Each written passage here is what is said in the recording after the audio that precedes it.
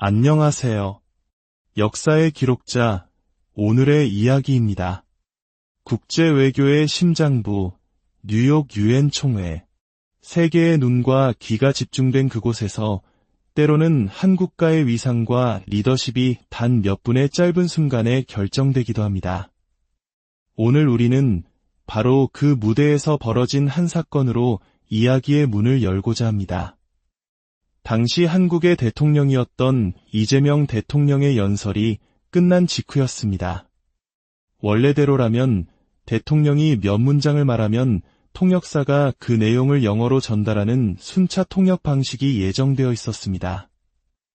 이는 메시지의 정확한 전달을 위한 외교적 약속이자 기본 절차입니다. 하지만 어찌된 일인지 이 대통령은 준비된 연설문을 멈추지 않고 단숨에 모두 읽어 내려갔습니다.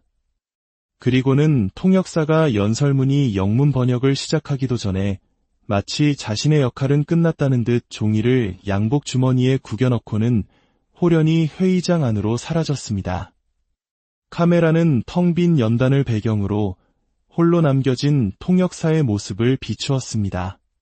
수많은 외신 기자들이 지켜보는 가운데 그는 썰물처럼 빠져나가는 사람들 속에서 묵묵히 자신의 임무를 끝까지 수행해야 했습니다.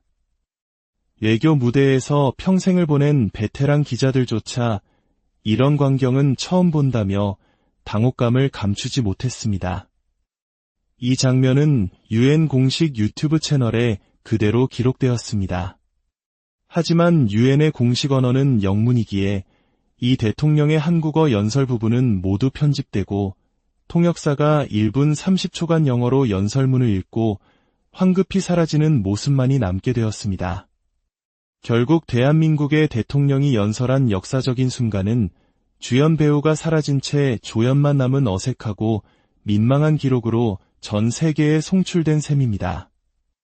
국제사회의 웃음거리가 되었다는 비판을 피하기 어려웠습니다. 이 사건은 단순한 해프닝이었을까요? 아니면 앞으로 닥쳐올 외교적 난맥상을 예고하는 전주곡이었을까요? 유엔 총회 이후 당시 미국 대통령이었던 트럼프가 주최하는 환영만찬이 열렸습니다. 이 자리에는 무려 145개국의 주요 정상들이 참석했습니다.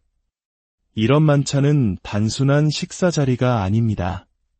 각국 정상들이 자연스럽게 만나 스몰 토크를 나누고 복잡한 현안에 대해 물밑 조율을 하며 인간적인 유대감을 형성하는 매우 중요한 외교의 장입니다. 하지만 이재명 대통령은 그 자리의 모습을 드러내지 않았습니다.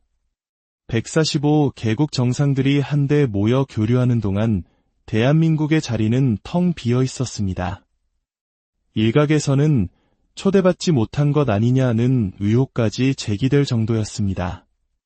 대통령실은 명확한 해명을 내놓지 않았고 이 사건은 대한민국이 국제사회에서 스스로 고립을 자초하고 있다는 우려를 낳기에 충분했습니다.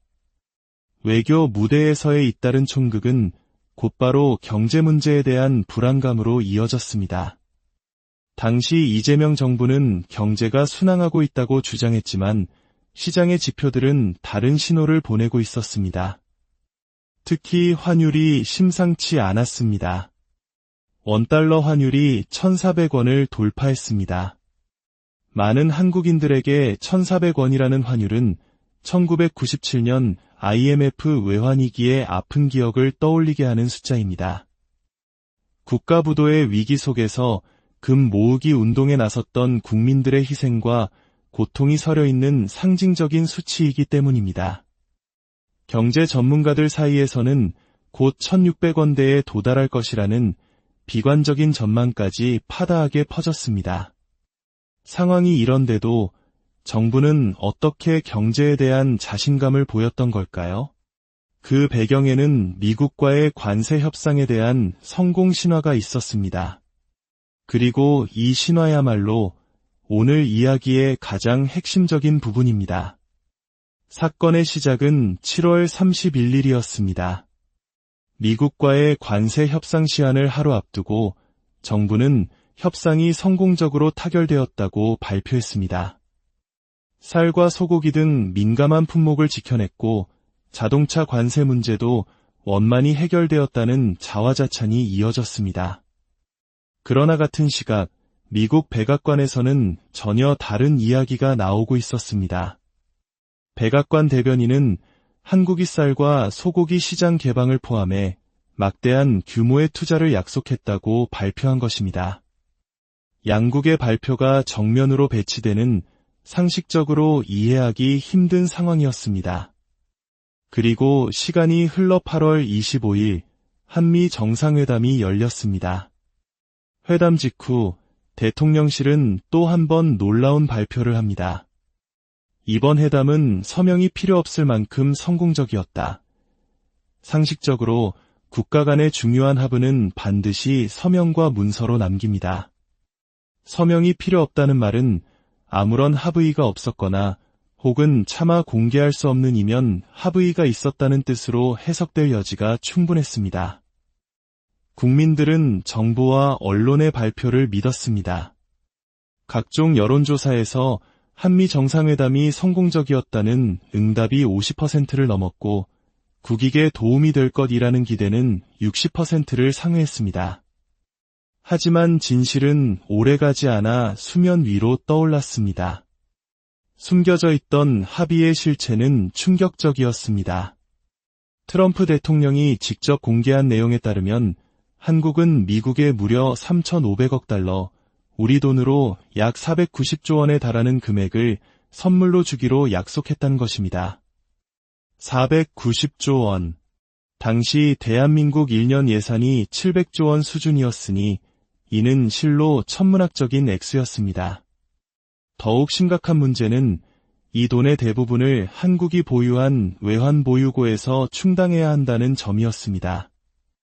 당시 한국의 외환보유고는 약 4,200억 달러, 이 중 3,500억 달러, 즉 보유고의 80% 이상을 내주어야 하는 상황이었습니다.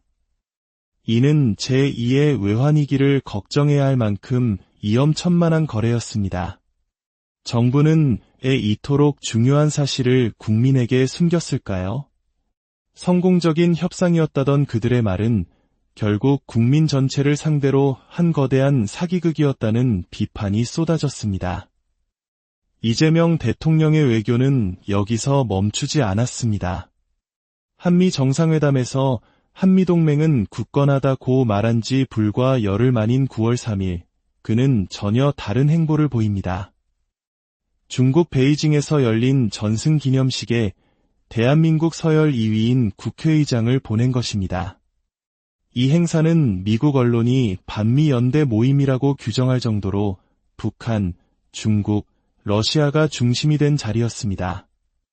서방 선진국 중에서는 단 한 나라도 참여하지 않은 그곳에 대한민국 대표가 참석한 것입니다.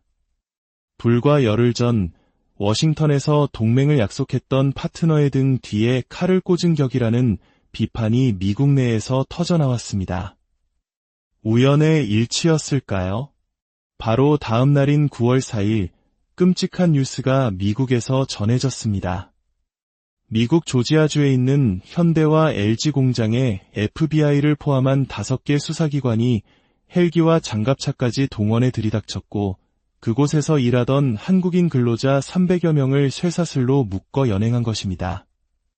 과거 한미동맹이 굳건했던 시절에는 상상조차 할 수 없었던 충격적이고 모욕적인 사건이었습니다. 이것이 과연 우연이었을까요? 아니면 동맹의 신뢰를 저버린 대가로 돌아온 차가운 외교적 보복의 신호였을까요? 결정적으로 당시 미국은 유럽연합과 일본에서 수입하는 제품의 15%의 관세를 부과했습니다. 하지만 유독 대한민국 제품에만 25%라는 징벌적인 관세를 매겼습니다. 이것이 과연 서명이 필요 없을 만큼 성공적이었다던 정상회담의 결과물이었을까요? 유엔 회의장에서의 촌극, 145개국 정상이 모인 만찬의 불참, 그리고 국민을 기만한 관세 협상 논란과 그로 인해 돌아온 참담한 결과까지. 우리는 한 리더의 외교적 행보가 국가의 운명에 얼마나 지대한 영향을 미치는지 목격했습니다. 역사는 이 시간들을 어떻게 기록하게 될까요? 판단은 결국 이 시대를 살아가는 우리 모두의 몫으로 남아 있습니다. 오늘의 이야기가 우리 사회에 중요한 질문을 던진다고 생각하신다면 구독과 좋아요로 저희의 여정에 동참해 주십시오. 여러분의 관심이 진실을 탐사하는 데 가장 큰 힘이 됩니다. 감사합니다.